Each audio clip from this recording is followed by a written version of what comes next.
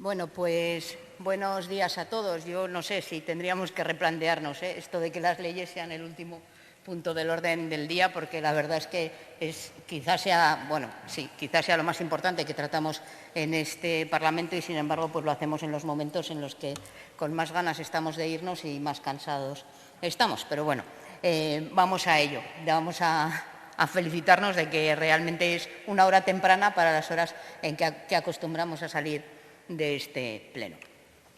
Bueno, pues nosotros sí que queríamos poner un poco en situación, ¿no? Y es que entendemos que casi 43 años desde la aprobación de la Constitución de 1978 y como cualquier efeméride tan significativa, invita a la evaluación y a la reflexión. En eso que no sé quién, creo que era del Grupo Popular, que me acusaba de usar la Constitución, debe ser que soy la única, pero en ese sentido creo que es importante aprovechar todo y hacer una reflexión de cómo va la sociedad española y de cómo la Constitución sirve o no para atender sus necesidades. Y desde nuestro punto de vista, más allá de miradas idílicas, respetables, en nuestra opinión, pero carentes de fundamento alguno, ese idílico escenario que el señor Garrido vislumbra cuando ve la transición, pues desde nuestro punto de vista, la Carta Magna no fue otra cosa que el resultado de la correlación de fuerzas existente en aquel momento histórico. La fuerza y el impulso democratizador del movimiento obrero y la oposición del régimen franquista, que tuvo en el otro platillo de la balanza, las demandas también de la derecha política. Tiempos convulsos y complicados, cuyo análisis no puede dejar de incluir el reconocimiento de lo complejo de alcanzar equilibrios en una situación tan complicada.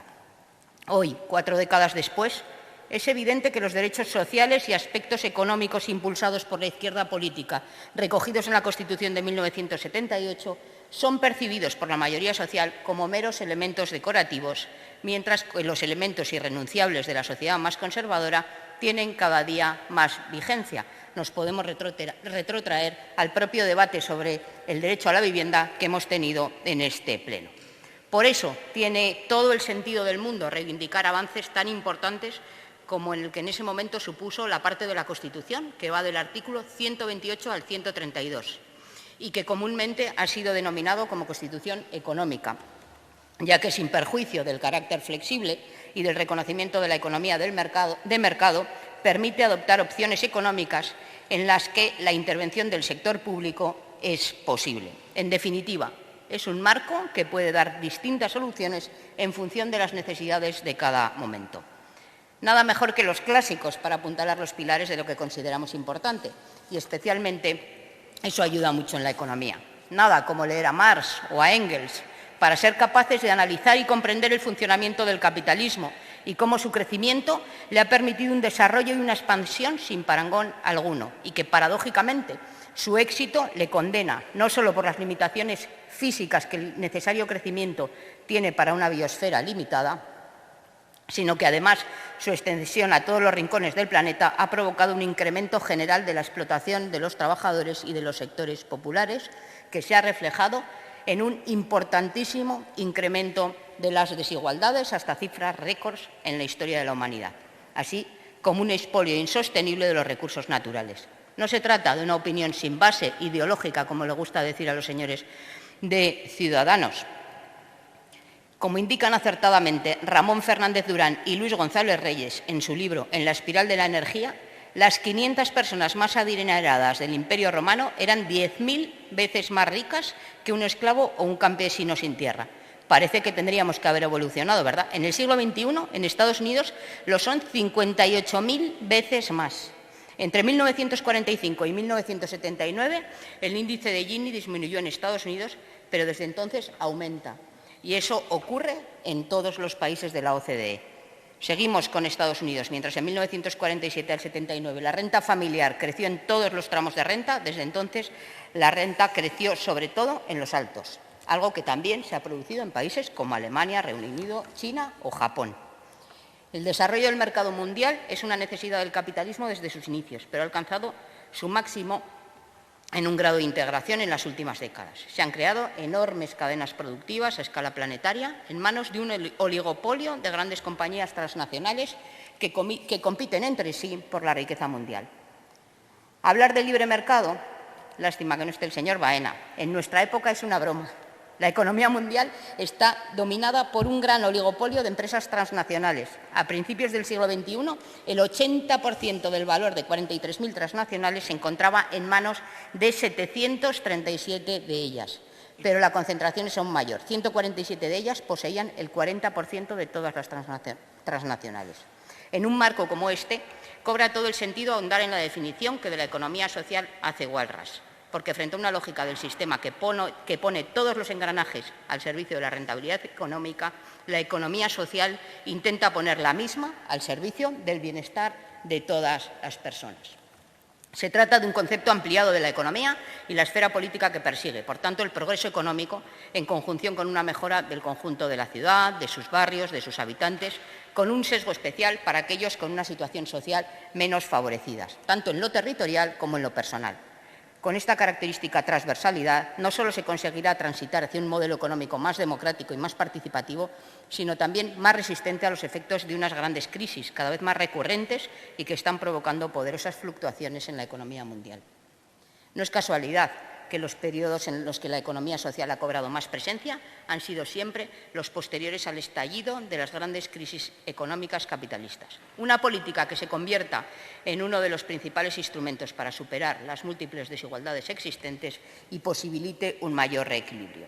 Frente al fuerte incremento vigoroso del desempleo, ¿no? Hablaban esta mañana, y de la exclusión social, hablábamos también del informe AROPE que afecta a los más débiles, se articulan todo tipo de iniciativas privadas de autoempleo, de refuerzo de la solidaridad, que van más allá de la lógica de la rentabilidad económica y que incorporan elementos tan importantes como la justicia, la equidad en la ecuación económica. En muchas ocasiones estas iniciativas han sido capaces de recoger necesidades sociales que las administraciones públicas en plena crisis. Garantizar el progreso económico y social hace necesario también promover una actividad económica capaz de crear empleo de calidad sobre la base de impulsar también un tejido productivo sustentado en una economía de proximidad y donde los criterios de una economía que tenga en cuenta las necesidades de la mayoría y ponga en el centro el bien común sean el principio rector. ¿Cómo se puede crear empleo para todos? Con salarios y condiciones de trabajo dignos, garantizar unos servicios públicos adecuados y evitar el expolio del medio ambiente, pues cambiando el modelo productivo. Y aquí es donde entramos, cómo se cambia el modelo productivo y qué quiere decir cambiar el modelo productivo. Porque esto cambiar el modelo productivo se ha convertido en la respuesta que nos llega desde muchos ámbitos. Pero ¿cómo lo concretamos? En una sociedad como la que tenemos, el modelo de producción lo determinan los intereses de muy pocos. La que es propietaria de grandes medios de producción, la de los grandes tenedores de la vivienda, los fondos buitres, y la que compite por la búsqueda del máximo beneficio en el menor plazo posible. Por eso, también es imprescindible establecer las condiciones para que las pequeñas empresas y, sobre todo, las cooperativas, pero también otro tipo de economía social, puedan florecer en este entorno tan hostil. Es necesario, por tanto, poner en marcha e implementar apoyos para el desarrollo de la economía social y solidaria como uno de los ejes fundamentales para desarrollar empleo de calidad y para fomentar la cohesión social, aumentar el tejido productivo sobre la base de la economía social e incorporar a nuestra economía actividades tan importantes y tan necesarias para la sociedad en su conjunto como la economía de cuidados. La economía social y solidaria está ampliamente reconocida por contribuir de esa forma a diferenciar al desarrollo local. En La Rioja también tenemos importantes ejemplos de ellos, como puede ser el colletero en Nalda, pero y tantos otros con los que se ha venido trabajando. El fomento y el apoyo a esa economía social como un sector básico para el desarrollo económico equilibrado y esa cohesión social, la potenciación y el fortalecimiento de las entidades que los componen debería ser una línea de actuación básica del programa de actuación en materia económica de las administraciones públicas, con el objetivo de que podamos decidir racionalmente, con criterios de beneficio social y a largo plazo, el funcionamiento de las distintas fuerzas productivas.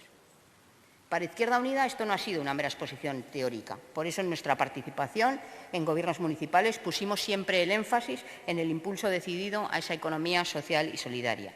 No es una línea de acción secundaria en el área económica dentro de nuestros programas.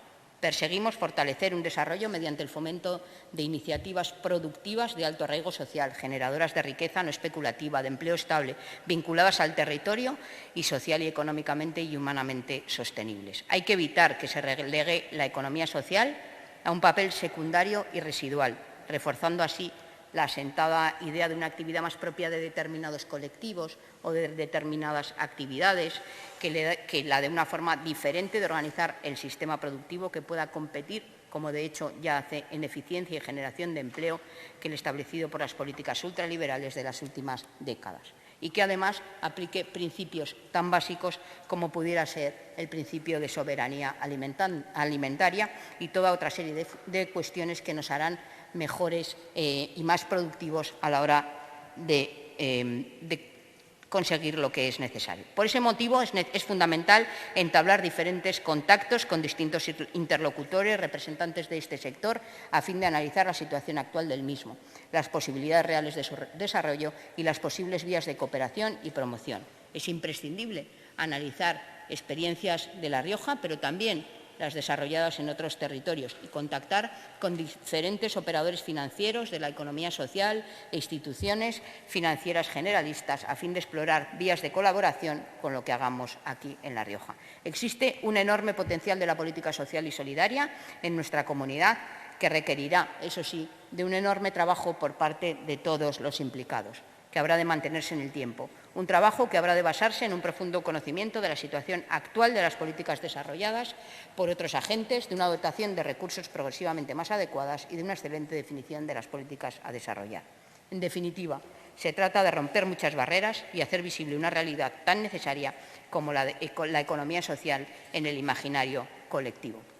Presentamos, por tanto, una ley que esperemos que con las aportaciones de los expertos que contribuyan a partir de entonces aún sea mucho más mejorada. El texto se divide en 9 capítulos para un total de 33 artículos, 8 disposiciones adicionales, una derogatoria y 3 finales. Creemos que se trata de una proposición de ley ambiciosa y, como digo, lo será mucho más cuando seguramente se apruebe en este Parlamento y que esté a la vanguardia de la regulación de la economía social en nuestro país.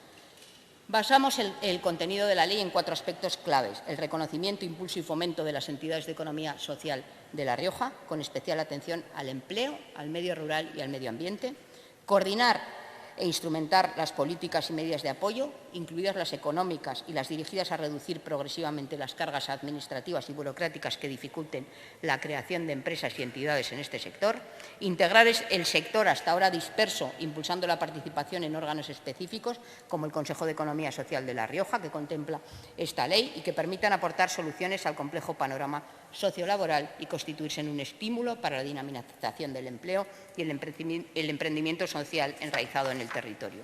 Y, por último, fomentar la creación de empleo en pequeños municipios como forma de lucha contra la despoblación y, desde luego, ahondar en distintas actividades que, fuera de la economía social, como poco rentable económicamente, pueden cubrirse también desde un modelo de economía mucho más participativo, mucho más justo y que busca un crecimiento sostenible para todo el conjunto de la población. Muchas gracias.